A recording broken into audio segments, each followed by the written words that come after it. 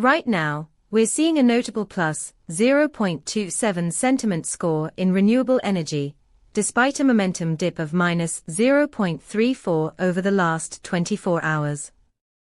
This uptick in sentiment amidst declining momentum suggests a growing optimism that might not yet be reflected in market actions.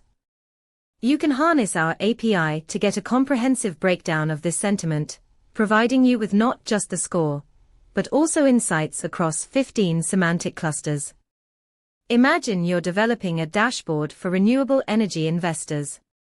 You can use our API to show them how sentiment is shifting, helping them make informed decisions even when momentum appears shaky.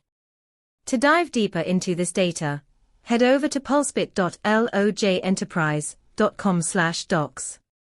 Let's leverage sentiment to stay ahead of the curve.